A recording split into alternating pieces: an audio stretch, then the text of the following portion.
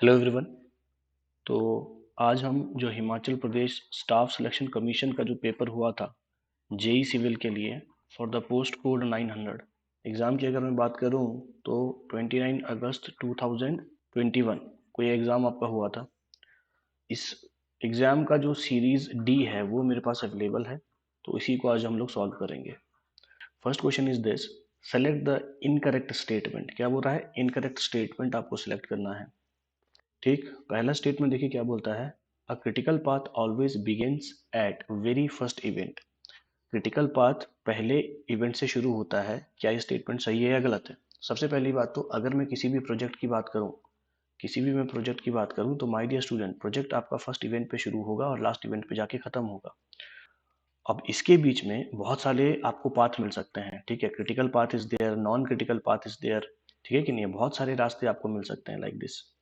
चाहे जैसे जितने मर्जी रास्ते आपको बीच में मिलते हो, बट स्टार्ट तो आपका, हर रास्ता आपका शुरू होता है पहले इवेंट से और हर रास्ता आपका खत्म होगा लास्ट इवेंट में, चाहे वो क्रिटिकल पाथ हो चाहे वो नॉन क्रिटिकल पाथ हो।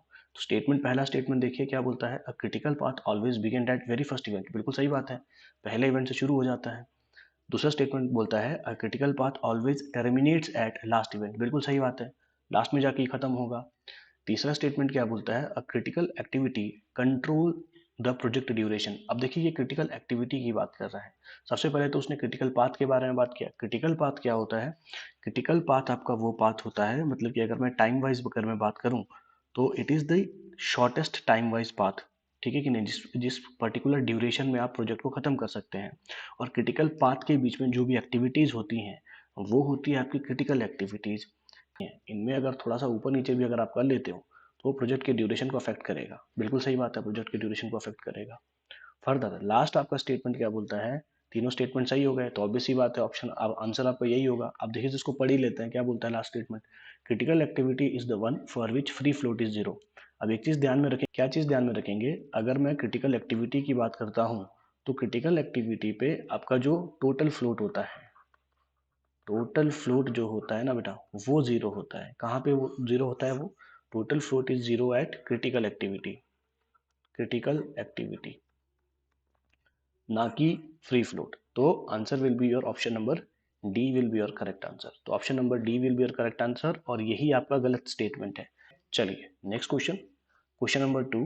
क्वेश्चन नंबर टू क्या बोलता है देखो जरा, if Young's modulus of elasticity is 1.2 into 10 raised to power 5 Newton per mm square and modulus of rigidity is 4.8 into 10 raised to power 4 Newton per mm square, then Poisson's ratio will be। आपसे Poisson's ratio पूछ रहा है, आपको उसने क्या दिया है? आपको उसने यंग्स मॉडुलस दिया है, वैल्यू कितनी है 1.2 into 10 raise to the power 5 newton per M square. ठीक, फर्दर जी की वैल्यू उसने दी है आपको, that is your modulus of rigidity, जिसको हम शेयर मॉडुलस भी बोलते हैं, that is equal to 4.8 into 10 raise to power 4 newton per M square. आपसे क्या पूछ रहा है बेटा? आपसे ये पूछ रहा है पॉइजन्स रेशियो पूछ रहा है, स्ट्रेंथ ऑफ मटेरियल का ये प्रॉब्लम है। अब देखिए सबसे पहली बात तो ये तीनों क्या है, ये तीनों आपके क्या है, इलास्टिक कांस्टेंट्स। ठीक, अब इलास्टिक कांस्टेंट है तो ऑब्वियस ही बात है इन तीनों के बीच में कुछ रिलेशन है। तो रिलेशन बिटवीन इलास्टिक कांस्टेंट, तो यहाँ से मेरे को एक रिलेशन आपको ध्यान में आना चाहिए। जैसे ही आपने यंग्स मॉडुलस देखा, शेयर मॉडुलस देखा और पॉइजन्स रेशियो देखा, तो very first relation that is equals to E is equals to 2g into one plus mu. तो यहाँ से आप देख सकते हैं क्या चीज़ फाइंड आउट करनी है बेटा, आपको म्यू फाइंड आउट करना है।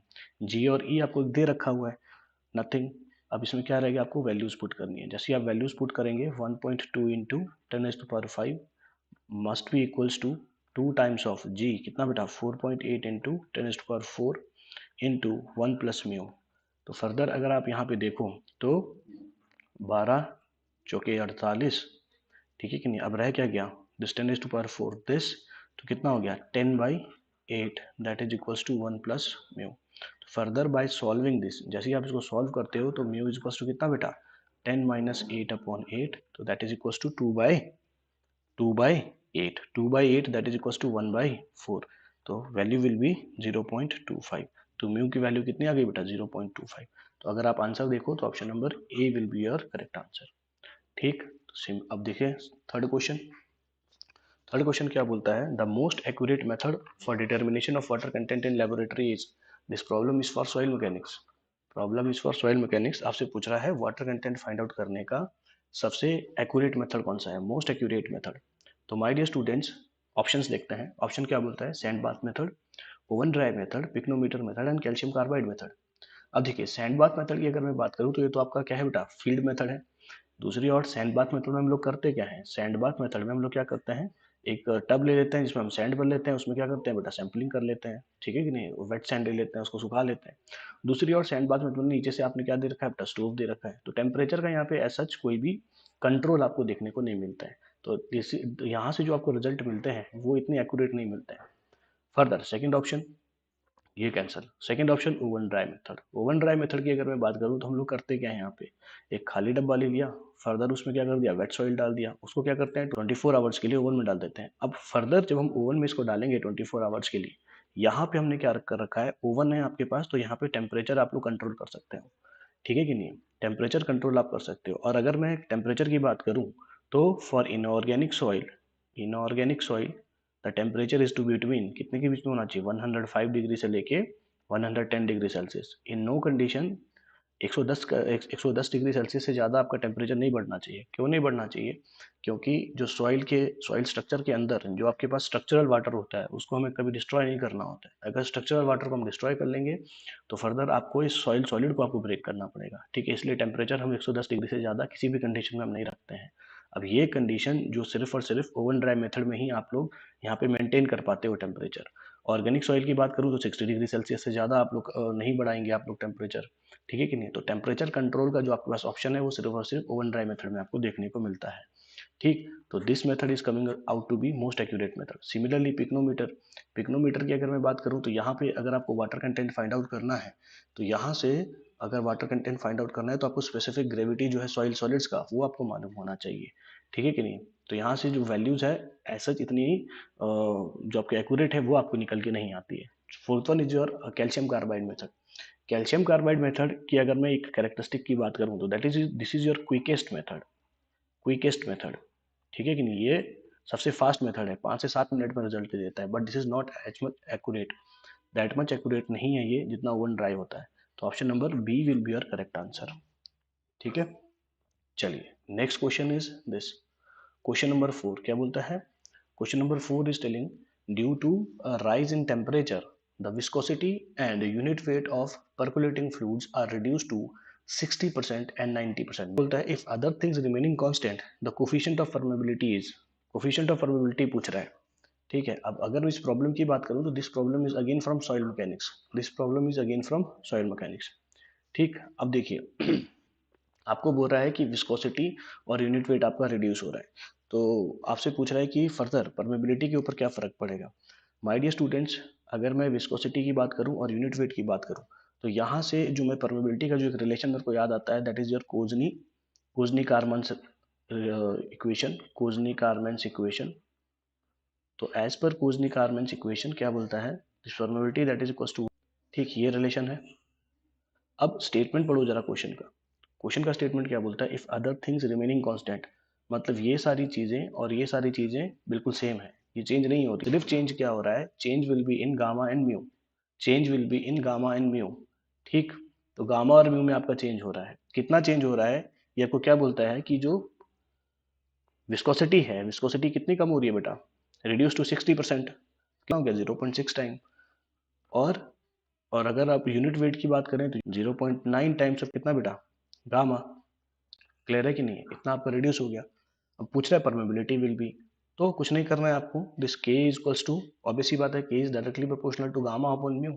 और बोलता है बाकी बाकी की सारी चीजें तो क्या है बेटा, कांस्टेंट है, तो आप डायरेक्टली लिख सकते हैं के इज इक्वल्स टू कितना बेटा, गामा अपॉन म्यू, या इसको के2 बोल दो, इसको के1 बोल दो, के1 होगा आपका गामा अपॉन म्यू, ठीक। तो के2 must be equals to 0.9 times gamma, 0.9 times gamma divided by 0.6 times mu.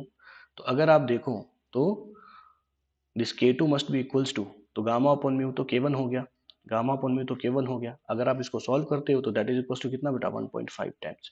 तो आप देख सकते हैं कि जो परमेबिलिटी है वो आपकी कितनी इंक्रीज हो गई, दैट इज अराउंड 50% आपका इंक्रीज हो गया है, यस और नो। तो 1.5 टाइम्स ऑफ के1 आ गया आपका, क्लियर है कि नहीं। तो यहाँ से आप बोल सकते हैं कि परमेबिलिटी कितने से इंक्रीज हो गया, 50% से आपका इंक्रीज हो गया, ठीक है, तो आप देखो जरा ऑप्शन क्या बोलता है, increase by 25%, increase by 50%, obvious ही बात है इंक्रीज बाय 50% हमने यहाँ पे रिलेशन से देख लिया। क्लियर। Now next question.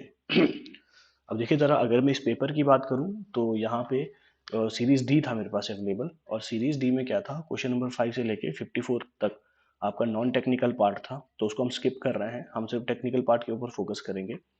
तो अब आते हैं 55 क्वेश्चन के ऊपर। तो 55 क्वेश्चन देखो जरा, if the void ratio is 0.67, water content is 0.188, specific gravity is 2.68, the degree of saturation of the soil is, again this is from your soil mechanics, soil mechanics से क्वेश्चन है, पूछता है कि देखिए जरा, आपको गिवन डाटा क्या है, वॉइड रेशियो दिया है 0.67, वाटर कंटेंट आपको दिया है 0.188, specific gravity of the soil solids is given, that is your 2.68, what he is asking for degree of saturation. तो देखिए ज़रा, सारे के सारे टर्म आपके पास सामने हैं, तो यहाँ से मुझे रिलेशन याद आता है, relation between different properties of the soil, that is S E is equals to W into G. तो degree of saturation find out करना है, और डब्ल्यू मेरे को मालूम है, ई मेरे को मालूम है, तो नथिंग, आपको सिर्फ यहाँ पे वैल्यूज डाल देनी है, that is 0.188 into 2.68 divided by 0.67। Clear. तो अगर आप थोड़ा सा ध्यान दो तो 67 इंटू 4 तो कितना हो जाएगा, 4 जा अगर यहाँ पे काटेंगे तो दैट इज इक्वल टू 2.68। ठीक, तो अगर आप गौर से देख के इसको काटोगे तो 4 से कट जाएगा, तो यहाँ से फर्दर क्या करना है, इसको मल्टीप्लाई करना है, तो I think it is coming out to be, अगर मैं परसेंटेज करूँ तो that is 75.2% will be answer. तो ऑप्शन नंबर डी जो है आपका करेक्ट आंसर हो जाता है। Next question, question number 56। Question number 56, again accurate determination of water content is made by, फिर से वही क्वेश्चन पूछ लिया जो आपसे पहले पूछा था, तो this is again from soil mechanics. तो देखिए जरा, यहाँ पे देखो जितने ऑप्शन रहे, सिंपल, कहाँ गया ओवन ड्राई, बस oven dry, option number D will B correct answer. ठीक है, यहाँ पे इंट्रोड्यूस कर दिया अल्कोहल मेथड को, तो कोई फर्क नहीं पड़ेगा चाहे जो मर्जी मेथड, यहाँ पे आपके एक्यूरेट रिजल्ट आते हैं, सिर्फ ओवन ड्राई मेथड है यहाँ पे। क्वेश्चन नंबर 57, क्वेश्चन नंबर 57 क्या बोलता है, liquid limit and plastic limit exist in, liquid limit और प्लास्टिक लिमिट कहाँ पे आपको देखने को मिलता है, ऑप्शंस देखो जरा, sand soils, Sandy soils, silty soils, gravel soil and clay soil. सबसे पहली बात तो, अगर मैं सैंड की बात करूं और ग्रेवल की बात करूं, ये दोनों तो आ गए कोर्स ग्रेन सॉइल की कैटेगरी में। ये जो लिक्विड लिमिट है और ये जो प्लास्टिक लिमिट है, ये हमें कहाँ देखने को मिलता है, कंसिस्टेंसी ऑफ सॉइल में। दूसरी ओर अगर मैं कंसिस्टेंसी की बात करता हूँ, अगर मैं कंसिस्टेंसी ऑफ सॉइल की बात करता हूँ, फाइन ग्रेन सॉइल के लिए ही हम कंसिस्टेंसी का टर्म जो है वो हम लोग बात करते हैं, ठीक है, और इसी के बेसिस पे हम लोग जो है एक कंसिस्टेंसी कर्व, और फर्दर जिसको हम लोग क्या बोलते हैं, एडरबर्ग कर्व, ये हम लोग प्लॉट करते हैं। ठीक, ठीक है, जहाँ पे shrinkage limit, plastic limit and liquid limit, ये आपको देखने को मिलता है silty soil and clay soil के ऊपर।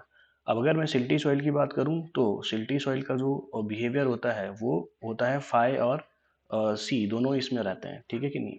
तो इन दोनों में से अगर मैं कंपेयर करूं सिल्टी सॉइल और क्ले सॉइल में, तो लिक्विड लिमिट और प्लास्टिक लिमिट की वैल्यू ज़्यादा आपको क्ले सॉइल में देखने को मिलती है। तो अगर मैं यहाँ से ऑप्शन की बात करता हूँ तो option number D will be your correct answer, इसी को हम लोग मार्क करेंगे अगर सिल्टी सॉइल और क्ले सॉइल की अगर मैं बात करूँ, इन दोनों को कंपेयर करूँ तो। क्वेश्चन नंबर 58, क्वेश्चन नंबर 58, तो a phatic line is defined as the line within a dam section below which there are, again ये आपका फिर से सॉइल मैकेनिक्स का क्वेश्चन आ गया। तो क्या बोलता है, देखो जरा, phreatic line is defined as the line with in a dam section below there is. सबसे पहली बात तो ये फ्रेटिक लाइन क्या होता है, सबसे पहली बात तो फ्रेटिक लाइन क्या होता है। माय डियर स्टूडेंट्स, जब भी हम बात करते हैं अर्दन डैम की, तो जब भी हम बात करते हैं अर्दन डैम की, तो अर्दन डैम में होता क्या है, अर्दन डैम में होता क्या है, this is your earthen dam. तो अर्दन डैम में जब हम वाटर को पीछे रिटेन कर रहे हैं, ठीक है कि नहीं, वाटर को रोक रहे हैं हम, डैम है, रिजर्वायर है पीछे, तो क्या रहता है कि अर्दन डैम में डैम के बॉडी के अंदर से भी आपको कुछ सीपेज देखने को मिलता है, कुछ सीपेज देखने को मिलता है कुछ इस तरीके से, ठीक है कि नहीं। ये जो टॉप मोस्ट लाइन है जिसके नीचे आपके पास फ्लो आपको देखने को मिलता है अर्दन डैम के अंदर, that is called your phreatic line, इसको बोलते हैं हम लोग फ्रैटिक लाइन। ठीक है, this is your phreatic line, यही होता है आपका फ्रैटिक लाइन, फ्रैटिक लाइन यही होता है बेटा आपका फ्रैटिक लाइन। अगर मैं फ्रैटिक लाइन की बात करूं तो दिस इज योर वर्ड बेटा, ये आपका एक फ्लो लाइन होता है, ठीक है कि नहीं, इक्विपोटेंशियल लाइन नहीं है, ये आपका एक फ्लो लाइन है। तो यहाँ से इक्विपोटेंशियल वाला तो गया। अब क्या बोलता है, पॉजिटिव हाइड्रोस्टैटिक प्रेशर और नेगेटिव हाइड्रोस्टैटिक प्रेशर। अब देखिए जरा, डैम के अंदर से फ्लो कर रहा है, अर्दन डैम है, ठीक है कि नहीं। अब यहाँ से फ्लो ऐसे नहीं करेगा जैसे कि ओपन चैनल फ्लो में फ्लो कर रहा है या किसी पाइप में फ्लो कर रहा है, ऐसे फ्लो नहीं करता है। यहाँ पे फ्लो सीपेज हो रहा है यहाँ पे, ठीक है कि नहीं। Seepage velocity will be very very less, आराम आराम से पानी यहाँ पे जा रहा है। तो फर्दर क्या हो जाता है बेटा कि यहाँ पे जो प्रेशर आपको देखने को मिलता है that is in the form of hydrostatic pressure, positive hydrostatic pressure, कोई नेगेटिव हाइड्रोस्टैटिक प्रेशर नहीं होता है। नेगेटिव हाइड्रोस्टैटिक प्रेशर आपको तब देखने को मिलता है जब यहाँ पे वाटर अगर आपका टेंशन में हो। B is your correct answer, ठीक है कि नहीं। और दूसरी और एक और चीज अगर मैं फ्रेटिक लाइन के बारे में बता दूं तो फ्रेटिक लाइन के ऊपर वाला जो पोर्शन है, दिस पोर्शन, फ्रेटिक लाइन के ऊपर वाला जो पोर्शन है, यहाँ पे जो प्रेशर होता है that will be your atmospheric pressure, और फ्रेटिक लाइन के नीचे जो प्रेशर होता है that will be your hydrostatic pressure. चलिए, तो ये हो गया complete detail about your phreatic lines. तो option number B will be your correct answer. Next question number 59। Question number 59 देखिए जरा क्या बोलता है। क्वेश्चन नंबर 59 बोलता है the lateral earth pressure on retaining wall is equals to mass of the soil retained proportional to depth of the soil proportional to square of depth of the soil proportional to internal friction of the soil। सबसे पहली बात तो lateral earth pressure, lateral earth pressure का मतलब क्या है। मतलब कि आपने क्या किया बेटा, यहाँ पे एक मान लो एक स्ट्रक्चर है, मान लो कोई वॉल है, वॉल के पीछे क्या है बेटा, आपने अर्थ रिटेन कर रखा है। तो ऑब्वियस सी बात है यहाँ पे जो सॉइल मास है वो सॉइल मास कुछ प्रेशर यहाँ पे लगाएगा, ठीक है कि नहीं। सॉइल मास कुछ प्रेशर यहाँ पे लगाएगा, ठीक है, आपने इसको रिटेन किया है। अब ये प्रेशर जो है वो डिपेंड करता है कि यहाँ पे किस टाइप का सॉइल है, किस टाइप का सॉइल, टाइप ऑफ सॉइल, ठीक, type of soil, and as well as जो सॉइल का जो फ्रिक्शन एंगल होता है ना बेटा, उसी के ऊपर डिपेंड करता है, ठीक है कि नहीं। फ्रिक्शन एंगल और सॉइल के ऊपर डिपेंड करता है कि ये कितना प्रेशर, लेटरल प्रेशर वो लगाएगा। अगर इसका एग्जाम्पल अगर हम देखें तो मैं एक काम करता हूँ, दो अलग अलग लेयर में सॉइल को ले लेता हूँ, ठीक है, दो अलग अलग लेयर का सॉइल ले लेता हूँ, ठीक, दो अलग अलग लेयर का सॉइल ले लेता हूँ लाइक दिस। जब मैं दो अलग अलग लेयर का सॉइल लेता हूँ तो देखो मेरे को क्या देखने को मिलता है। मान लो यहाँ पे जो ऊपर वाला लेयर है इसका जो फ्रिक्शन एंगल है φ1 और नीचे वाले का फ्रिक्शन एंगल है φ2। तो मेरे को क्या देखने को मिलता है, अब मैं डिफरेंट केसेस देखता हूँ। केस वन में मैं क्या बोल रहा हूँ, केस वन में मैं ये बोल रहा हूँ कि इफ φ1 इज ग्रेटर देन φ2, ठीक है। केस वन क्या बोल रहा हूँ, φ1 इज ग्रेटर देन φ2, तो φ1 की वैल्यू ज्यादा है φ2 से। तो इन दैट केस जब मैं प्रेशर डायग्राम यहाँ पे बनाऊंगा तो pressure diagram will be like this. Pressure diagram आपका ऐसे देखने को मिलता है, this type of pressure diagram that you can see. तो यहाँ से मेरे को क्या देख समझ में आ रही है, इस प्रेशर डायग्राम से मेरे को ये समझ में आ रहा है कि अगर फाई की वैल्यू ज्यादा होगी, फाई मतलब क्या है, that is internal angle of friction, soil के बीच में इंटरनल एंगल ऑफ फ्रिक्शन ज्यादा होगी तो आपका जो लेटरल अर्थ प्रेशर है वो आपको कम देखने को मिलेगा। और अगर आपका फाई की वैल्यू कम है तो आपको ज्यादा प्रेशर देखने को मिलेगा। तो ऑब्वियस सी बात है, यहाँ पे जो लेटरल अर्थ प्रेशर जो आपके पास किसी रिटेनिंग स्ट्रक्चर के ऊपर लग रहा है या रिटेनिंग वॉल के ऊपर लग रहा है, सॉइल के ऊपर डिपेंड कर रहा है और सॉइल के फाई के ऊपर डिपेंड कर रहा है। तो यहाँ से आप अगर आप इस ऑप्शन को ध्यान से देखो तो proportional to internal friction of the soil, तो इसके ऊपर ज्यादा डिपेंड करता है, डायरेक्ट डिपेंड इसी के ऊपर ही करता है, ठीक है कि नहीं। बाकी की चीजें तो कैलकुलेशंस है।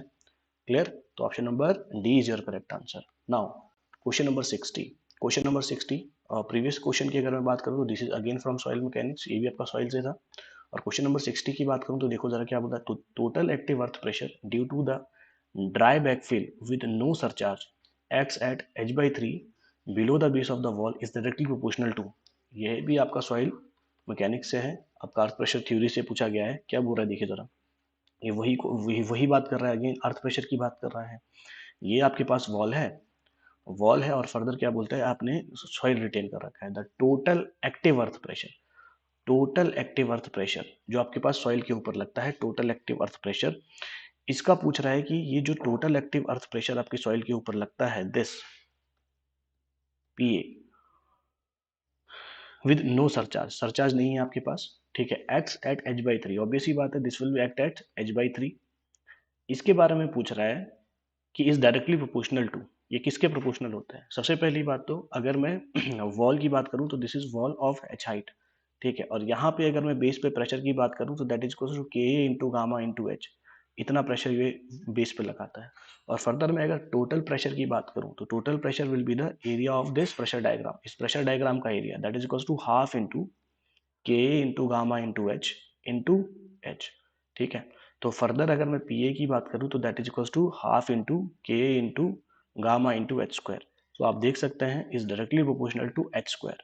तो यहाँ से देखो जरा ऑप्शन क्या है, H root H square and H cube, तो H square is your correct answer. तो option number C is your correct answer, ठीक। Now question number 61।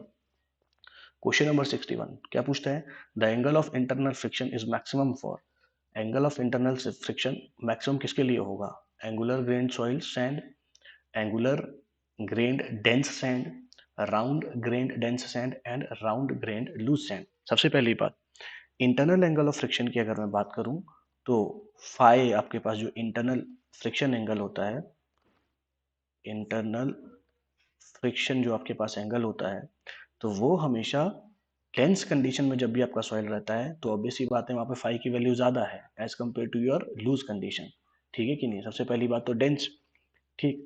अब यहाँ पे देखो ज़रा, लूज वाली टर्म्स तो हटा ही दो, लूज वाले टर्म्स तो हटा ही दो। फर्दर डेंस में अब अगर आप शेप के ऊपर आ गई बात, अब एक एंगुलर है एक राउंड है, एक एंगुलर है एक राउंड है। माय डियर स्टूडेंट्स, अगर मैं एंगुलर शेप की बात करता हूँ, एंगुलर शेप की बात करता हूँ तो angular shape is like this, इस टाइप का शेप होता है आपका एंगुलर शेप, ठीक है, इस टाइप का शेप होता है आपका एंगुलर शेप, क्लियर। दूसरी ओर अगर मैं राउंड शेप की बात करूं तो round shape will be like this. अगर मैं शेप में जाऊं तो वहां पे आपको ज्यादा देखने को मिलता है जहां पे इंटरलॉकिंग पार्टिकल्स के बीच में ज्यादा हो। अब देखो जरा, एंगुलर और एंगुलर पार्टिकल अगर आपस में होंगे तो ऑब्वियस सी बात है यहाँ पे इंटरलॉकिंग आपको ज्यादा देखने को मिलेगी as compare to round and round particles, clear है कि नहीं। तो यहाँ से आप देख सकते हैं कि इंटरलॉकिंग जिसकी ज्यादा होगी वहां पे आपको फ्रिक्शन एंगल ज्यादा देखने को मिलेगा। तो answer will be your what, option number B जो हो जाएगा वो आपका आंसर हो जाएगा, ठीक। तो ये भी आपका सॉइल मैकेनिक्स से था, ठीक है कि नहीं। Further next question is question number 62। Question number 62 तो पूछता है, when drainage is permitted under initial applied normal stress only and full primary consolidation is allowed to take place, the test is known as. अब देखिए primary consolidation की बात कर रहा है या कंसोलिडेशन चैप्टर की बात कर रहा है तो ऑब्वियसली बात है this is again from soil mechanics.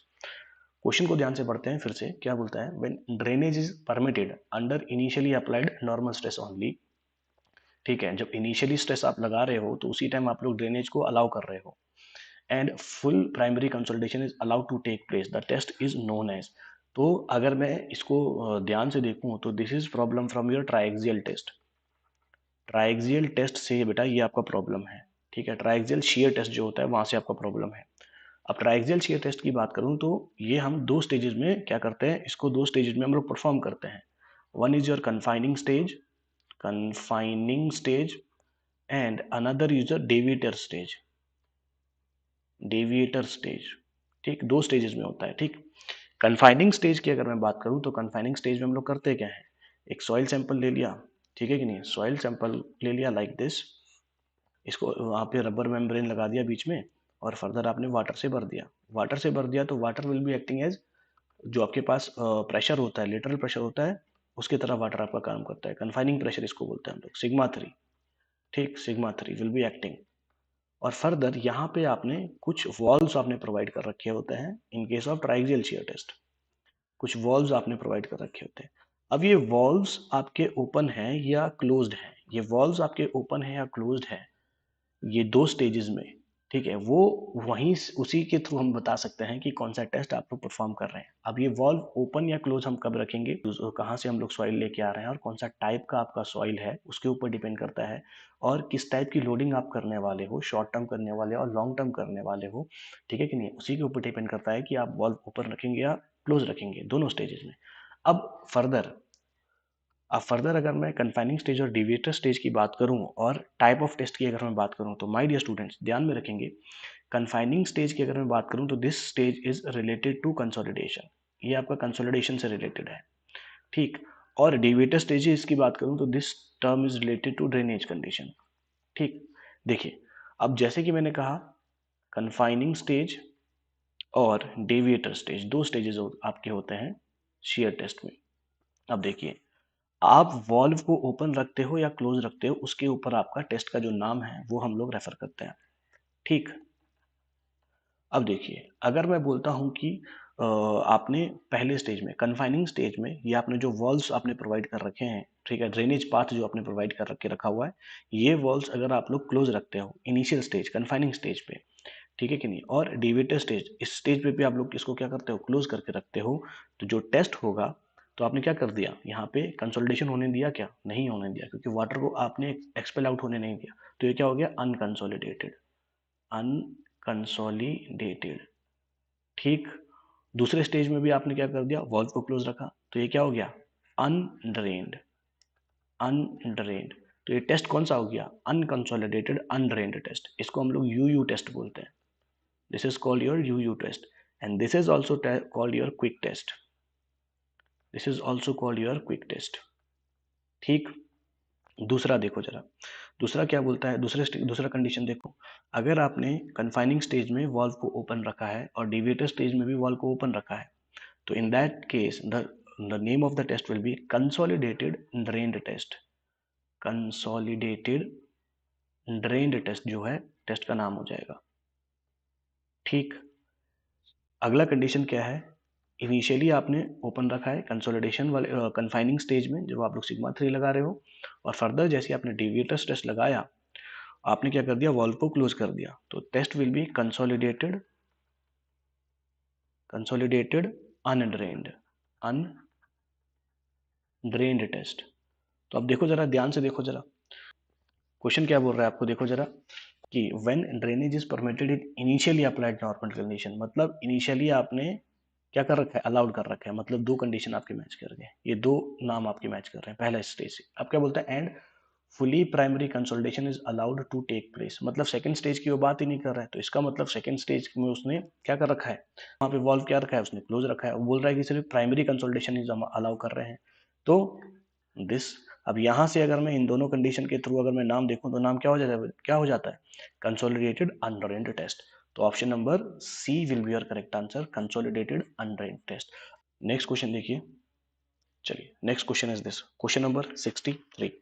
Question number 63 देखिए, क्वेश्चन नंबर 63 क्या बोलता है, the failure which is developed if retaining wall is, this is again from soil mechanics, a failure wedge is developed if retaining wall moves away the backfill, moves toward the backfill, sink downward, stress equally by vertical and horizontal forces। अब देखिए, failure veg आपका develop कब होता है, अब देखिए, जब भी आपने रिटेनिंग वॉल के पीछे आपने सॉइल को क्या कर रखा है बेटा, सॉइल को आपने रिटेन कर रखा है, ठीक, फर्दर कुछ कंडीशन की वजह से क्या हो रहा है कि आपका रिटेनिंग वॉल आगे को मूव कर गया, मतलब अवे फ्रॉम बैकफिल, बैकफिल से अलग चला गया, तो होगा क्या, अब यहाँ पे जो भी आपका सॉइल पड़ा हुआ है, ठीक है, तो यहाँ पे आपका जो सॉइल पड़ा हुआ है, वो सॉइल क्या हो जाएगा, ऑब्वियस ये बात है, वॉल के साथ आगे चल जाएगा, ठीक है कि नहीं, और फर्दर जो आपका शेयर रेजिस्टेंस है, शेयर रेजिस्टेंस इस डायरेक्शन में आपको लगेगा, ठीक है। अब यहाँ पे जो ये प्लेन है, this plane is called your, और ये जो वेज जो आपका फेल होके सॉइल के साथ आगे चला गया, तो this is called your failure wedge, इसको बोलते हैं हम लोग failure wedge, this is your failure wedge. ठीक, तो देखिए, this condition will be develop when wall moves away from, failure wedge आपको जो क्लियर कट देखने को मिलता है, वो आपको कब देखने को मिलता है, जब आपका वॉल बैकफिल से कहाँ जाए बेटा, अवे चला जाए, तो आप बोल सकते हैं कि moves away from your backfill. तो 63 की अगर मैं बात करूं, तो answer will be option number A, तो answer will be option number A. Now question number 64, question number 64, 64 की देखिए जरा, क्या बोलता है, अंडर एम्ड पाइल्स आर, अब देखिए अंडर एम्ड पाइल्स की अगर मैं बात करूं, तो अंडर एम्ड पाइल्स होते हैं आपके कुछ इस टाइप के, जहां पे पाइल्स में आपको बल्ब भी देखने को मिलता है, this type of pile is your under aimed piles. ठीक, अभी अंडर एम्ड पाइल्स हम लोग कहाँ पे प्लेस करते हैं, जो भी आपका सॉइल एक्सपेंसिव नेचर का होता है, ब्लैक सॉइल की अगर मैं बात करूं, तो यहाँ पे सॉइलिंग एंड श्रिंकेज काफी देखने को मिलता है, तो वहां पे हम लोग अंडर एम्ड पाइल्स प्रोवाइड करते हैं, ताकि एक एंकरेज वहां पे बना रहे। ठीक है, अब देखिए यहाँ पे देखिए, इस पाइल को हम लोग ड्राइव तो कर नहीं सकते हैं, क्यों, अगर ड्राइव करेंगे तो जितना भी ये बल्ब का डायमीटर है, उतना डायमीटर के साथ वो नीचे चला जाएगा, फिर एनकरेज कहाँ से मिलेगा इसको, ड्रिवन पाइल तो ये हो ही नहीं सकता। ठीक, दूसरा सी ऑप्शन क्या बोल रहा था, प्री कास्ट पाइल, मतलब पहले कास्ट करेंगे तो ऑब्वियसली बात उसको प्लेस करना फिर मुश्किल हो जाएगा, नहीं। तीसरा बोलता है बोर्ड पाइल्स, यस, यहाँ पे हम लोग क्या करते हैं, पहले हम लोग बोरिंग करते हैं, बोरिंग करके हम लोग प्रॉपर स्पेस यहाँ पे बना देते हैं for bulb as well as like this, और फिर जाके इसकी फिलिंग करते हैं, ठीक है कि नहीं? तो ये कास्ट इन C2 होता है and these are your bored piles, these are your bored piles. तो option number B will be the correct answer for your 64 question. तो ये भी आपका अगेन सॉइल मैकेनिक्स से क्वेश्चन था। ठीक, now question number 65। Question number 65 क्या पूछ रहा है देखिए जरा। In a liquid limit test the moisture content at 10 blows, in a liquid limit test the moisture content at 10 blows was 70% and that at 100 blows is 20%. The liquid limit of soil is, soil का liquid limit पूछ रहा है। सबसे पहली बात तो जो हम लिक्विड लिमिट की बात करते हैं तो हमारे सबसे पहले दिमाग में एक बात आती है, दैट इज योर कैसेग्रांडे apparatus या कैसेग्रांडे का जो मेथड था लिक्विड लिमिट फाइंड आउट करने का। तो कैसेग्रांडे साहब ने क्या बोला था कि लिक्विड लिमिट आपका वो लिमिट होगा अगर 25 नंबर ऑफ ब्लोज पे, 25 नंबर ऑफ ब्लोज पे, ठीक है कि नहीं, अगर आपका जो ग्रूव है, जो भी आपने हाफ इंच का जो भी ग्रूव कट किया है वो आपका ओवरलैप कर जाए तो वो आपका लिक्विड लिमिट होगा। यह बात उन्होंने की थी। फर्दर उसके साथ साथ उन्होंने एक कर्व प्लॉट किया था जिसको हम लोग बोलते हैं, क्या बोलते हैं, that is your flow curve. तो इसके मुताबिक अगर मैं यहाँ पे फ्लो कर्व पे इसको अगर मैं प्लॉट करने की कोशिश करूँ तो क्या बोलता है कि the moisture content and 10 blows was 70। तो ये आपका 10 ब्लोज आ गया, ये आ गया आपका 70। ठीक, एंड दैट एट 100 ब्लोज वार, 100 ब्लोज पे कितना आ रहा है बेटा, 20%, 20%। ठीक, 100 ब्लोज पे आ रहा है आपका 20%, 10 ब्लोज पे आ रहा है आपका 70%। ठीक, माय डियर स्टूडेंट्स, जैसे कि मैंने आपको अभी कहा तो कैसेग्रांडे ने क्या था कि जो अगर 25 नंबर ऑफ ब्लोज अगर आपका आता है, उस पर्टिकुलर ब्लोज पे जो भी आपका सॉइल का वाटर कंटेंट रहता है तो उसी को हम लिक्विड लिमिट बोलते हैं। दूसरी ओर मुझे मालूम है कि जब भी हम लोग इस कर्व की बात करते हैं तो इट विल, जब इस लाइन को जोड़ूंगा तो it will give me a what, straight line, क्योंकि this is your log curve. ठीक है कि नहीं, ये वाला स्केल आपने लॉग में ले रखा हुआ है।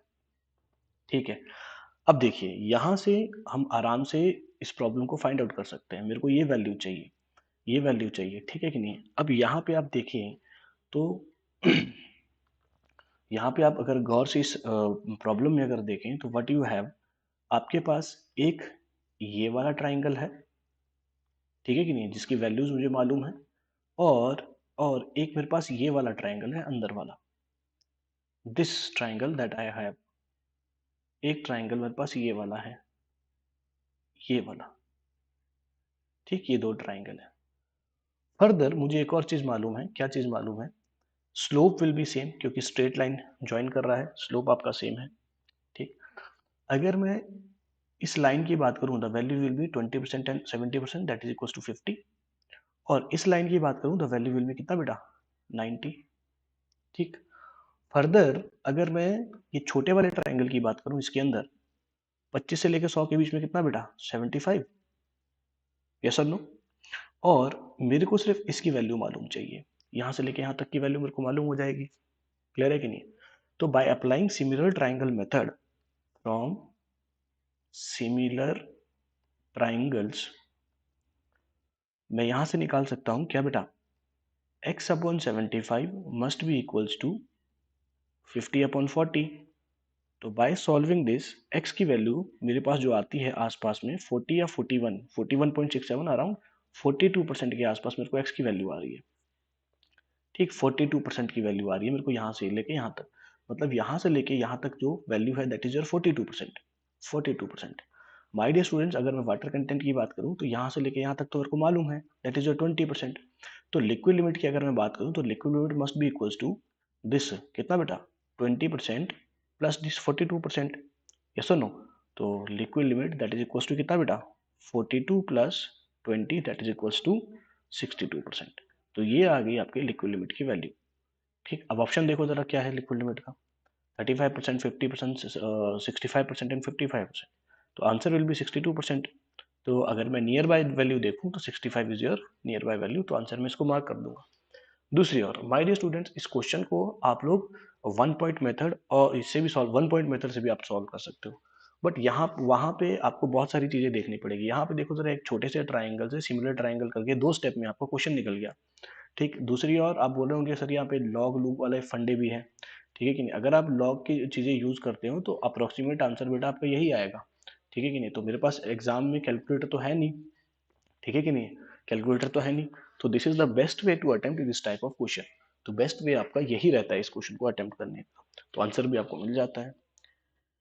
क्लियर है? चलिए अगला question. Next question is your question number 65। Westergaard analysis is for, this is again from soil mechanics. बोलता है कि वेस्टरगार्ड किसके लिए यूज होता है? Sandy soil, cohesive soil, stratified soil and clay soil. सबसे पहली बात तो जब हम वेस्टरगार्ड थ्योरीज की अगर मैं बात करूं, तो वेस्टरगार्ड थ्योरी का जो पहला ही असम्पशन है, first assumption of Westergaard theory क्या बोलता है? That is soil is homogeneous, homogeneous, soil is homogeneous, elastic and non isotropic, non isotropic. देखो जरा, होमोजीनियस ने उसने मान लिया, ठीक है कि नहीं, किसी एक पर्टिकुलर डायरेक्शन में आपकी जो प्रॉपर्टीज है वो तो आपकी सेम रहेगी, बट बोलता है कि नॉन आइसोट्रॉपिक। ठीक है, अगर जैसे ही उसने नॉन आइसोट्रॉपिक बोला तो कहीं ना कहीं ये बोलने की कोशिश कर रहा है कि सॉइल डिफरेंट लेयर्स में अवेलेबल है। ठीक है नहीं, हर एक लेयर की जो कैरेक्टरिस्टिक्स है या हर एक लेयर की जो प्रॉपर्टीज है वो डिफरेंट है। तो लेयर बाय लेयर आपके पास सॉइल है, ये बोलना चाह रहा है। अगर लेयर बाय लेयर अगर आपका सॉइल है तो इसका मतलब क्या हो गया बेटा? That is your stratified soil की वो बात कर रहा है। तो अगर वेस्टरगार्ड थ्योरी की अगर मैं बात करूं तो this is used for stratified soil. चलिए now question number 67। Question number 67। अच्छा देखिए, uniformity coefficient of well graded soil is. अच्छा देखिए जरा, ये this is the problem again from soil mechanics, classification से आपसे प्रॉब्लम पूछ रहा है, कोफिशिएंट ऑफ यूनिफॉर्मिटी। अब माय डियर स्टूडेंट्स, अगर मैं कोफिशिएंट ऑफ यूनिफॉर्मिटी की बात करूं तो that is your D60 upon D10। ठीक, दूसरी और कोफिशिएंट ऑफ यूनिफॉर्मिटी आपको क्या बताती है? It represent size range of distribution curve. ये आपको साइज रेंज के बारे में बताती है, size range of distribution curve. Next अगर मैं इसके रेंज की बात करूं तो for well graded sand, sand के लिए Cu की value greater than 6। Further for well graded gravel greater than 4। ये तो हो गया सैंड के लिए और ये तो हो गया ग्रेवल के लिए। फर्दर अगर मैं वेल ग्रेडेड सॉइल की अगर मैं बात करूं तो वेल ग्रेडेड सॉइल के लिए ये जनरल जो आपके पास रिलेशन है, द Cu की value must be in between 1 and 2। Cu की वैल्यू 1 और 2 के बीच में होनी चाहिए। तो देखिए जरा, ऑप्शन 1, 1 तो होगा नहीं, 1 से 1 और 2 के बीच में है। लेस देन 2, 2 भी होगा नहीं। ग्रेटर देन 2, ग्रेटर देन 2 भी नहीं होगा, 2 भी नहीं होगा, 1 भी नहीं होगा, तो इट इज लेस देन 2। तो option number B will be your correct answer. तो ऑप्शन नंबर बी आपका करेक्ट आंसर हो गया क्वेश्चन नंबर 67।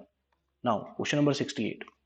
क्वेश्चन नंबर 68 क्या बोल रहा है? If the void ratio of soil sample is 0.5, the porosity will be, again soil mechanics is there, फिर से सॉइल का क्वेश्चन आ गया। If the void ratio of soil sample is 0.5, void ratio आपको दिया गया है 0.5, आपसे पूछ रहा है क्या बेटा? पोरोसिटी। आपको एक रिलेशन ध्यान में आना चाहिए, porosity that is equals to E upon 1 plus E. ठीक है, तो porosity that is E upon 1 plus E, तो E की वैल्यू 0.5 डिवाइडेड बाय 1 प्लस 0.5, तो I think it is coming out to be 5/15, 1/3, 0.33, तो परसेंटेज 33%। तो option number C will be your correct answer. Question number 69 sorry, question number 69। Question number 69 क्या बोल रहा है? देखो जरा, sunlight in context with water bodies, sunlight in context with water bodies. अच्छा, sunlight की वजह से वाटर बॉडीज में क्या क्या चीजें देखी जाती है? Option number A, helps growth of bacteria. Option number B, impedes growth of algae, increase dissolve oxygen content, reduces turbidity. सबसे पहली बात तो अगर मैं सनलाइट की बात करूं तो सनलाइट क्या करता है? सबसे पहली बात तो जो आपके न्यूट्रिएंट्स हैं, न्यूट्रिएंट्स को डिप्लीट करता है, ठीक है कि नहीं, जिसके वजह से वाटर में क्या होता है, जिसकी वजह से वाटर में अलगी का ग्रोथ जो होता है वो आपका रिड्यूस हो जाता है। तो आप बोल सकते हो कि इट रिड्यूसेस, आप ये वर्ड क्या है आपका? This is your reduce. तो आराम से option number B is your correct answer. दूसरी ओर तीसरा ऑप्शन उसने बोला है कि increases dissolve oxygen content. Oxygen content जो आपकी वाटर बॉडीज में बढ़ता है that is due to environment में जो ऑक्सीजन है, एक तो वो रहता है, दूसरा जो टाइप का ऑक्सीजन वाटर बॉडीज के अंदर होता है that is due to plants, aquatic plants, या जो भी आपका वाटर में जो भी आपके प्लांट्स होते हैं उनकी वजह से डिजॉल्व ऑक्सीजन जो आपके वाटर में आपको देखा जाता है। नेक्स्ट ऑप्शन नंबर डी क्या बोलता है? Reduces turbidity. टर्बिडिटी तो हम लोग रिड्यूस ऐसे नहीं करते हैं, या टर्बिडिटी को रिड्यूस करने के लिए तो फ्लॉकुलेंट्स ये सब चीज़ें यूज होती है, ठीक है कि नहीं, तो टर्बिडिटी का कोई लेना देना नहीं है सनलाइट से। तो आप बोल सकते हैं कि that is impedance reduce the growth of algae is your correct answer. तो ऑप्शन नंबर बी जो है 69 का, वो आपका सही आंसर है। नाउ 70, क्वेश्चन नंबर 70 क्या बोलता है, देखिए जरा। Aeration of water is done to remove, water supply में अपने एरिएशन पढ़ा होगा, तो एरिएशन हम लोग क्यों करते हैं? सबसे पहली बात तो एरिएशन की अगर मैं बात करूं तो एरिएशन हम लोग इसलिए करते हैं ताकि हम लोग ऑक्सीजन सेचुरेशन जो है वाटर का वो इंक्रीज कर सके, to increase oxygen saturation. Oxygen saturation को इंक्रीज करने के लिए हम लोग एरिएशन करते हैं। दूसरी बात, यहाँ से हम लोग क्या करते हैं कि और भी जो डिजॉल्व गैसेस हैं उनको निकालने के लिए हम लोग एरिएशन करते हैं, to remove dissolve gases like CO2। ठीक, अब ये जो डिजॉल्व गैसेस हैं CO2 और जो भी आपके पास गैसेस हैं, इन गैसेस की वजह से आपको एक बैड ऑर्डर आने लगता है, एक बैड स्मेल आने लगती है जो कि अनप्लीजेंट रहता है। ठीक है नहीं, तो उस ऑर्डर को हटाने के लिए और ऑक्सीजन की मात्रा को बढ़ाने के लिए आप लोग क्या करते हो, एरिएशन करते हो। ठीक, तो ऑप्शन नंबर ए सबसे पहली बात तो ये करेक्ट है। ठीक है, अब देखो जरा क्या बोलता है, अगला ऑप्शन बोला है बैक्टीरिया। बैक्टीरिया को रिमूव करने के लिए हम एरिएशन नहीं करते हैं, इसके लिए हम लोग क्लोरीलेशन या बॉइलिंग हम लोग कर लेते हैं। टर्बिडिटी के लिए अगेन कोगुलेशन या flocculation, this will be performed. Hardness आपके दो टाइप के होते हैं, टेम्परेरी एंड परमानेंट। टेम्परेरी को हटाने के लिए बॉइलिंग, और परमानेंट को हटाने के लिए आयन एक्सचेंज या वॉशिंग सोडा के साथ ट्रीट कर लेंगे। ठीक है, तो एरिएशन ऑर्डर को रिमूव करने के लिए हम लोग यूज करते हैं। तो क्वेश्चन नंबर 70 का option number A will be your correct answer. This is again from environmental engineering. ठीक, सिमिलरली अगर मैं यहाँ की बात करूँ तो this is again from environmental engineering. Clear? Now next question, biochemical oxygen demand BOD of safe drinking water must be. तो अगर इस क्वेश्चन को देखें तो this is again from environmental engineering. देखिए जरा क्वेश्चन क्या बोलता है, BOD of safe drinking water must be. अब देखो इसको समझने के लिए माय डियर स्टूडेंट, सबसे पहले मेरे को BOD को समझना है कि BOD होता क्या है। BOD रिप्रेजेंट क्या करता है? BOD रिप्रेजेंट करता है कि amount of biodegradable organic matter present in the water. Biodegradable biodegradable organic matters present in water. अब देखो, अब ये बायोडिग्रेडेबल ऑर्गेनिक मैटर होते क्या है? ये बायोडिग्रेडेबल ऑर्गेनिक मैटर क्या होते हैं? That is food for micro organism. ये माइक्रो ऑर्गेनिज्म के लिए फूड है। अगर ये चीज पानी में होगी तो माइक्रो ऑर्गेनिज्म होंगे। अगर माइक्रो ऑर्गेनिज्म अगर आपके वाटर में है तो that is not suitable for your drinking purpose. सही बात है कि नहीं? तो इसका मतलब क्या हो गया कि ये जो बायोडिग्रेडेबल ऑर्गेनिक मैटर है ये आपका जीरो होना चाहिए। तो ऑब्वियस सी बात है, this BOD must be equals to कितना बेटा, जीरो। तो BOD जीरो होगा तो ये नहीं होगा, ये नहीं होगा तो बैक्टीरिया नहीं होंगे। क्लियर है कि नहीं? है बैक्टीरिया क्या माइक्रो ऑर्गेनिज्म नहीं होंगे। क्लियर है कि नहीं? तो BOD must be equals to zero for क्या बेटा, ड्रिंकिंग वाटर। तो option number A will be your correct answer. शून्य होना चाहिए, नील होना चाहिए। क्लियर है? That is your 71 question. Now question number 72। Question number 72 is what, the temporary hardness of water can be removed by. Temporary hardness को हम लोग कैसे रिमूव करते हैं? This is again from your environmental engineering. तो temporary hardness की अगर मैं बात करूं तो temporary hardness is due to temporary hardness is due to temporary hardness is due to calcium and magnesium carbonates. Calcium and magnesium carbonates calcium magnesium carbonates की वजह से वाटर के अंदर टेम्पररी क्या होता है बेटा, टेम्पररी हार्डनेस आता है। ठीक है कि नहीं? अब फर्दर अगर मैं इसको देखूं तो it can be removed by only boiling. तो इसको हम लोग बॉइलिंग से रिमूव कर सकते हैं।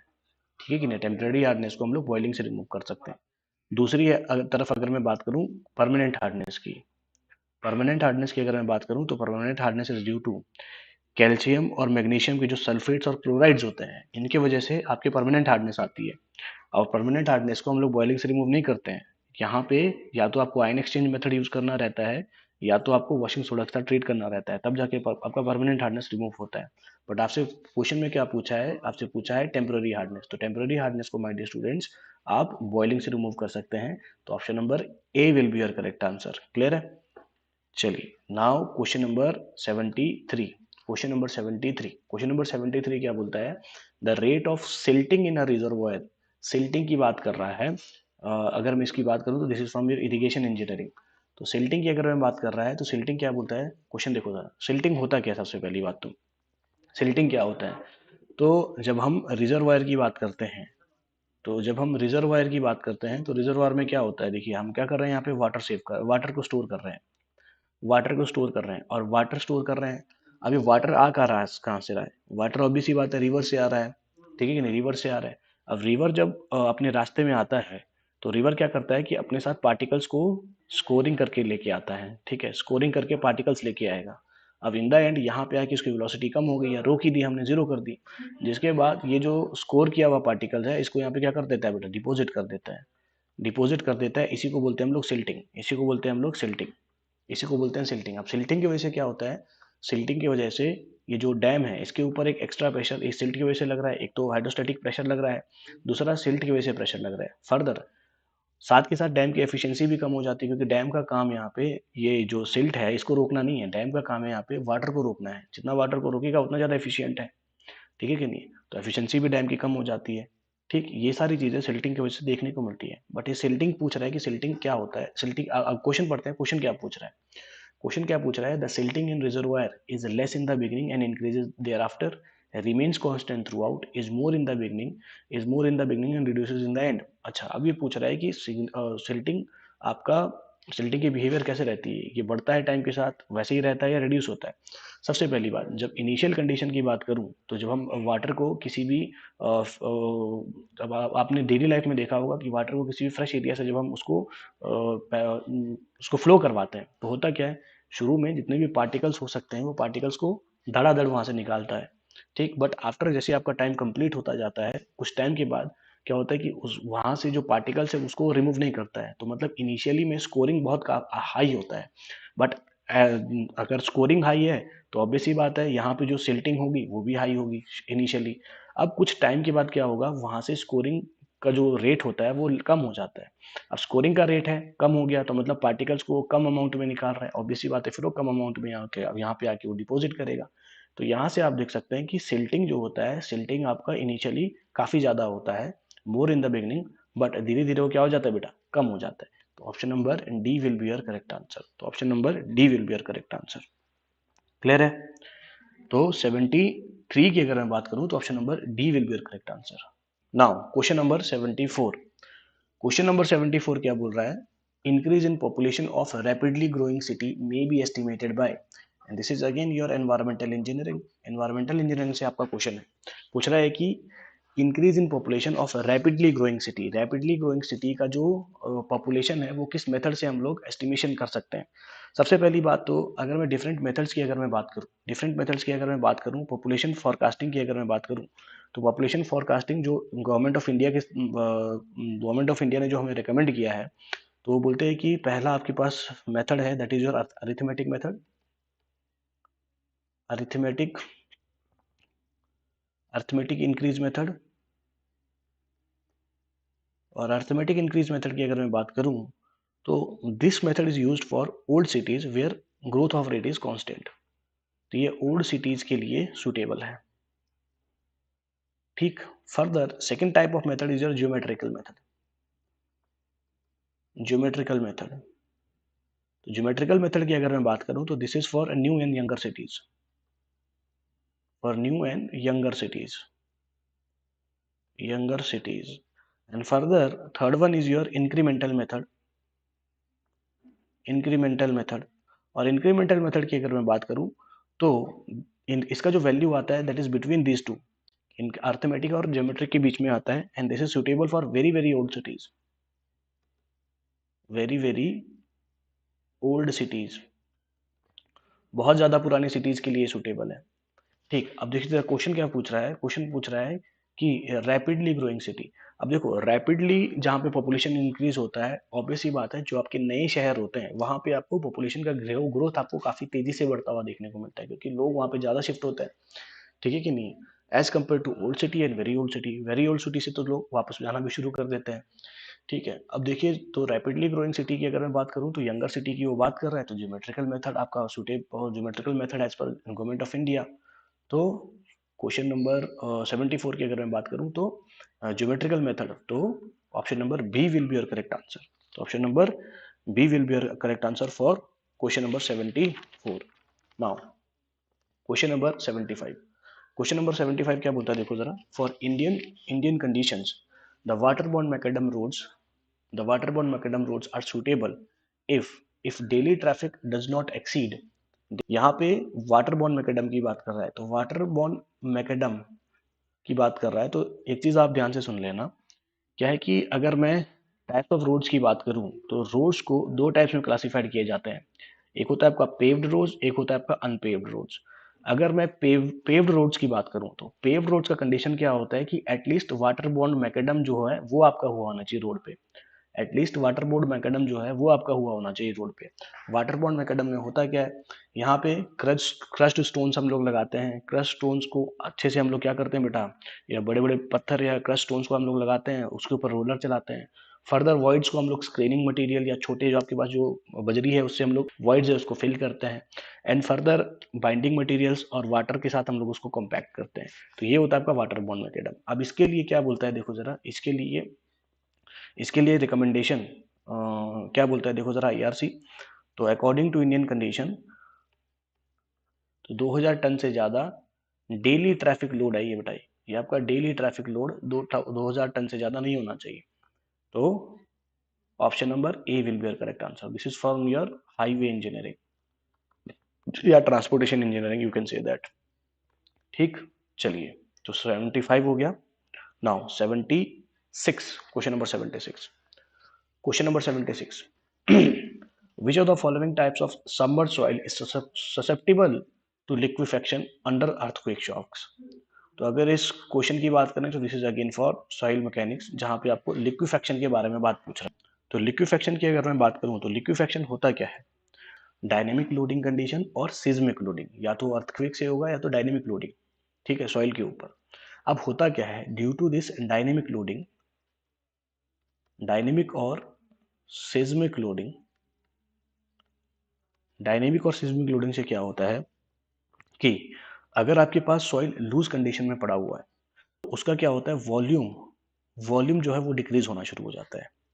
ठीक, वॉल्यूम डिक्रीज होगा तो इसके अंदर अगर आप वाटर होगा, लूज सॉइल के अंदर वाटर होगा, सेचुरेटेड कंडीशन में है लूज सॉइल, तब पार्टिकल्स के ऊपर वो प्रेशर एक्सर्ट करेगा, जिसके वजह से आपका जो पोर वाटर प्रेशर है वो आपका इंक्रीज हो जाता है। ठीक, पोर वाटर प्रेशर आपका इंक्रीज हो रहा है तो फर्दर जो आपका इफेक्टिव स्ट्रेस होगा, effective stress will be reduces, और इफेक्टिव स्ट्रेस आपका रिड्यूस हो रहा है तो जो जो सॉइल का जो शेयर स्ट्रेंथ है, शेयर स्ट्रेंथ सॉइल का वो रिड्यूस हो जाएगा। ठीक है ना, शेयर स्ट्रेंथ रिड्यूस हो जाएगा तो फर्दर सॉइल का स्ट्रेंथ खत्म हो गया। अब सॉइल का स्ट्रेंथ खत्म हो गया तो आपको देखने को ये मिलता है कि जो आपका फाउंडेशन है, फाउंडेशन में आपको एक लार्ज सेटलमेंट आपको देखने को मिलती है, और फाउंडेशन आपका सेटल होगा और साथ के साथ आपको एक मडी वाटर ऊपर आते हुए देखने को मिलता है, that is muddy water is coming out. This entire process is called liquefaction. ये सारा होता है लिक्विफेक्शन। सबसे पहली बात तो मैंने क्या बोला, दिस इज, ये सारे कंडीशन जो आपके होते हैं वो आपके लूज सैंड के केस में होता है। पहले तो देखो जरा, ये डेंस को तो काटो परे। फर्दर मैंने क्या बोला, शियर स्ट्रेंथ रिड्यूस हो जाता है, जिसके बाद सॉइल आपका आने लग जाता है ऊपर की तरफ। अगर शियर स्ट्रेंथ की बात करूं, that is S is equal to C plus sigma N bar into 10 phi, ये होता है शियर स्ट्रेंथ। ठीक, अब देखो जरा, यहाँ पे अगर मैं बोल रहा हूँ कि इफेक्टिव स्ट्रेस आपका कम हो गया, इफेक्टिव स्ट्रेस कम हो गया, रिड्यूस टू जीरो। अगर यहाँ पे इफेक्टिव स्ट्रेस रिड्यूस हो गया, अगर सॉइल आपके पास क्ले है तो स्ट्रेंथ आपका सी है, अभी शेयर स्ट्रेंथ सी है, तो मतलब क्ले में आपको ये केस देखने को नहीं मिलता है। बट फर्दर अगर आपके पास सॉइल क्या हो गया, सिर्फ फाई है, मतलब नॉन कोहेसिव सॉइल है, तो इन दैट केस अगर इफेक्टिव स्ट्रेस जीरो हो गया तब जाके आपका स्ट्रेंथ जीरो। अगर अब मैं देखूं तो this type of category, this type of phenomena will be seen in, ठीक है, कोहेजन लेस सॉइल में आपको देखने को मिलता है। अब कोहेजन लेस सॉइल कैसी कंडीशन में होना चाहिए, लूज कंडीशन में होना चाहिए। अब डेंस सैंड तुम्हें देखने को नहीं मिलेगा, but option number D is your loose silt. Loose silt में आपको देखने को मिलेगा, क्योंकि सिल्ट में सी और फाई दोनों एग्जिस्ट करते हैं। यानी सी और phi is not your fundamental property, ये आपकी लोडिंग कंडीशन के मुताबिक क्या हो जाते हैं बेटा, वो चेंज होते रहते हैं। डी जो है क्वेश्चन नंबर 76 का, ये आपका आंसर रहेगा। क्वेश्चन नंबर 77 देखिए जरा, क्वेश्चन नंबर 77 क्या बोलता है, the relationship between dp by dx that is equal to dz upon dy is valid for. अगर मैं बात करूं, this is from your fluid mechanics, kinematics से क्वेश्चन है, आपसे पूछ रहा है कि dp upon dx equals to dz upon dy is valid for irrotational flow, non uniform flow and unsteady flow. ठीक है, सबसे पहली बात तो ऑप्शन बोलता है कि इरोटेशनल फ्लो। अब देखिए, इरोटेशनल फ्लो की अगर मैं बात करूं, तो रोटेशनल फ्लो है या इरोटेशनल फ्लो आपको मालूम पड़ता है इसके एंगुलर वेलोसिटी से। तो एंगुलर वेलोसिटी की अगर मैं बात करूं, that is half of this, half of क्या बेटा, I into J into K, velocity del upon del X direction, del upon del Y, del upon del Z, further U V and W. ठीक, अब ये x और की बात कर रहा है, वाई की बात कर रहा है। फॉर एग्जाम्पल अगर मैं मान लो इसकी बात करता हूँ, ठीक है, दिस, तो क्या बोलूंगा, omega that is equal to half of del W upon del X minus minus del U upon del Z. ठीक, अगर कंडीशन क्या है, अगर ओमेगा की वैल्यू जीरो है, ठीक है, तभी फ्लो आपका क्या होगा बेटा, इरोटेशनल होगा। अगर ओमेगा की वैल्यू आ रही है तो ऑब्वियस सी बात है, there is some rotation in there. तो इरोटेशनल फ्लो कब होगा, जब ओमेगा की वैल्यू जीरो आएगी। तो ओमेगा की वैल्यू अगर मैं जीरो करूंगा तो आपको जो देखने को मिलेगा, that is del W upon del X must be equals to del U upon del Z, ये आपको देखने को मिलेगा। ठीक, अब यहाँ पे जो रिलेशन है dp upon dx dz upon dy, ये आपका रिलेशन है। ठीक, इसको रख लो पहला ऑप्शन फर्स्ट। उसके बाद अगली चीजों को देखो, नॉन यूनिफॉर्म फ्लो। अच्छा, यूनिफॉर्म फ्लो या नॉन यूनिफॉर्म फ्लो हम लोग कब बोलते हैं, यूनिफॉर्म फ्लो और नॉन यूनिफॉर्म फ्लो हम कब बोलते हैं, देखो जरा, यूनिफॉर्म फ्लो और नॉन यूनिफॉर्म फ्लो हम लोग कैसे डिफाइन करते हैं। अगर आपकी फ्लूइड की प्रॉपर्टीज अगर आपकी फ्लूइड की properties with respect to space अगर आपकी चेंज नहीं हो रही है, तो उसको बोलेंगे हम यूनिफॉर्म फ्लो। यूनिफॉर्म मतलब एक जैसा, ठीक है कि नहीं, किसी एक पर्टिकुलर टाइम इंटरवल में अलग अलग स्पेसिस में आपका प्रॉपर्टीज फ्लूइड आपका फ्लो कर रहा है, प्रॉपर्टीज में भी आपका डेंसिटी, प्रॉपर्टीज में भी और वेलोसिटी, ठीक है कि नहीं। तो अगर आपकी del V upon del S particular time पे जीरो आ रही है, चेंज नहीं आ रहा है, तो उसको बोलते हैं हम लोग यूनिफॉर्म फ्लो। ठीक, और नॉन यूनिफॉर्म फ्लो इसका उलट,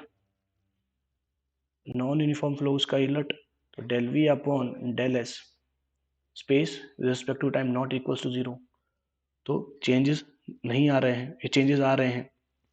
ठीक, ये तो हो गया यूनिफॉर्म नॉन यूनिफॉर्म।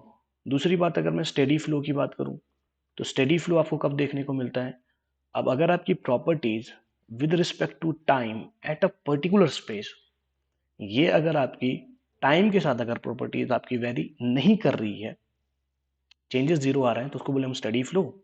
और अनस्टेडी फ्लो हम कब बोलेंगे, del v upon del t with respect to a particular space that is not equals to zero, then your unsteady flow।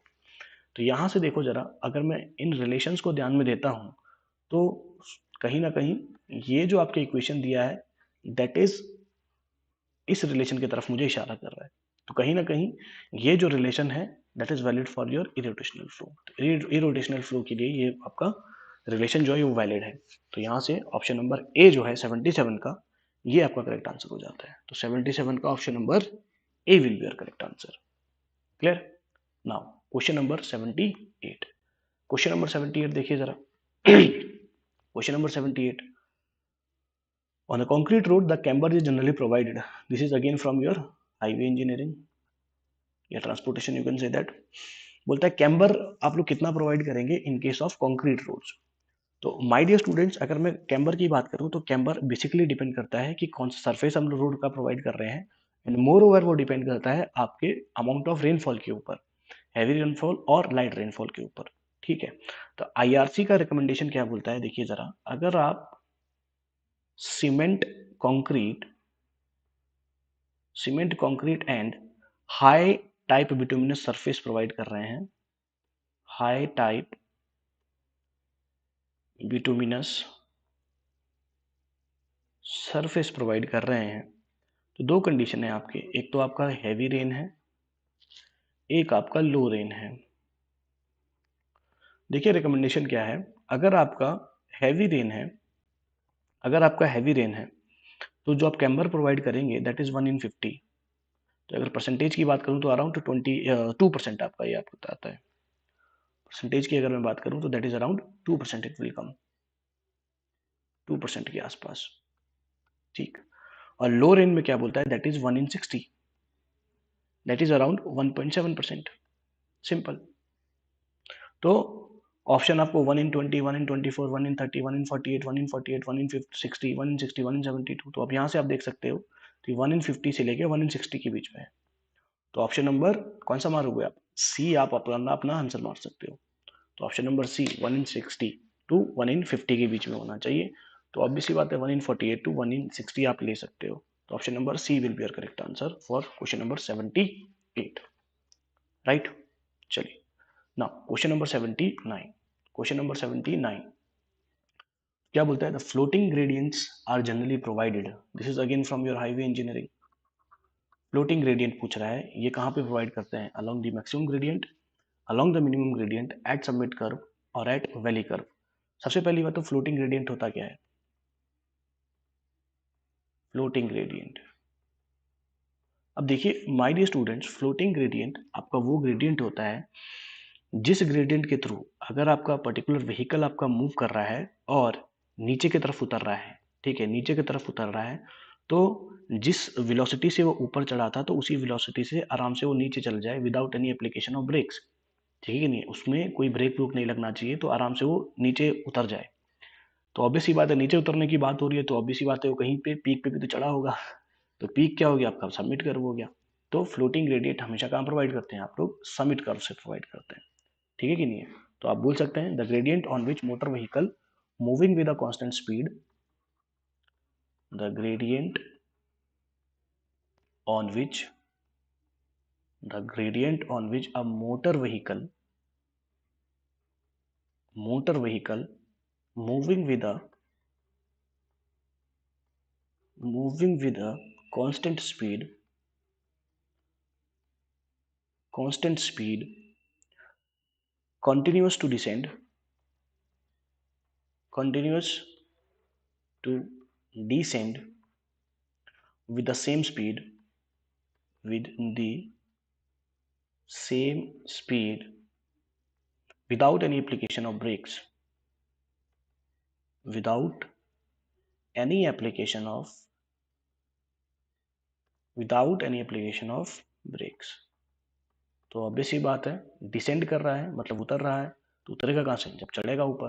तो ऑब्वियस ही बात है कर्व ऊपर क्या होगा बेटा, सबमिट कर्व। तो यहाँ पे हम जो प्रोवाइड करते हैं that is your floating gradient, ठीक है कि नहीं है। तो this is your floating gradient. Now next question, question number 80। Question number 80 is for a properly design vehicle the resistance generally ignored is, this is again from your highway engineering. बोलता है कि जब हम व्हीकल को design करते हैं या जो भी व्हीकल हमने प्रॉपर्ली डिजाइन किया होता है तो कौन सी चीज को हम लोग इग्नोर करते हैं। सबसे पहली बात तो जब भी हम लोग व्हीकल डिजाइन करते हैं तो डिफरेंट जो आपके फोर्सेस हैं जिनको हम लोग ध्यान में रखते हैं, ठीक है कि नहीं, ध्यान में रखते हैं वो कौन कौन से हैं, दैट इज योर, या आप बोल सकते हैं कि यहाँ पे आप बोल सकते हैं कि जैसे कि मैंने कहा कि different types of forces acting on a vehicle,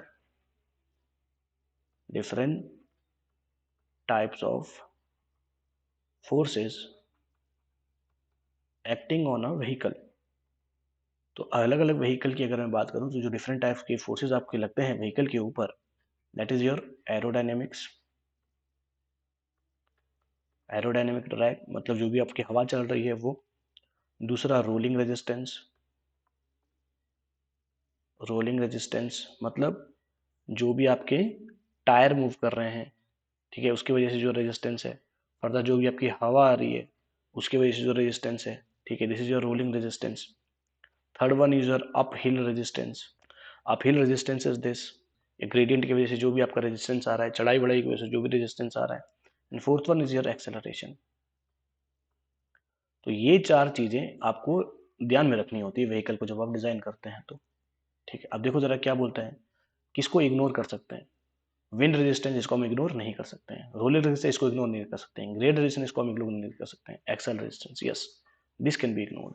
while designing a vehicle. जब हम व्हीकल को डिजाइन करेंगे तो एक्सल रेजिस्टेंस को हम लोग इग्नोर करेंगे, ना कि रोलिंग को, ना कि ग्रेड को, ना कि विंड रेजिस्टेंस। ठीक है, चलिए। तो काफ़ी क्वेश्चंस हमने सॉल्व कर लिए हैं। तो होप सो आपको समझ में आया होगा जो भी चीज़ें मैंने आपको बताई है। तो नेक्स्ट पार्ट इस वीडियो का जल्द से हम लेकर आएंगे। तो thank you so much guys for watching the video.